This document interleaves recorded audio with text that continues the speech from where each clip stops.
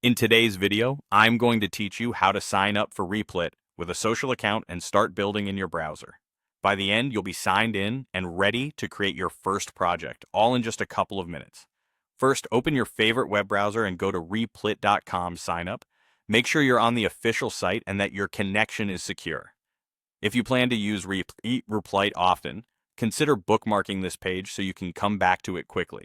A stable internet connection helps here, since you'll be authenticating through a trusted provider in the next step. On the sign-up page, you'll see options to continue with a social account, like continue with Google, continue with GitHub, or continue with Facebook. Pick the one you use most and feel comfortable connecting. If you already keep your development work tied to GitHub, that can be a convenient choice. If you prefer to keep things simple and widely supported, Google is also a great option. There's no wrong answer, just choose the account you want linked to Replit. When you click your chosen option, a small pop-up window will appear. Select the account you want to use, then follow the on-screen prompts. These prompts may include signing into that provider if you aren't already, confirming your identity with two-factor authentication if it's enabled, and authorizing Replit to use basic profile information so it can create your account. If you don't see the pop-up, check if your browser blocked it and allow it temporarily for this site. If you accidentally chose the wrong account, simply close the pop-up and click the correct social button again.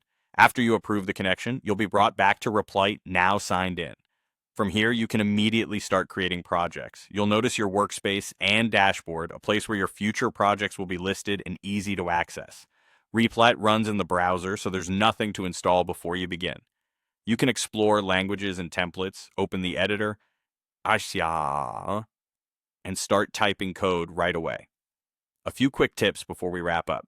Stick with a single social account for consistency, especially if this will be your main coding environment.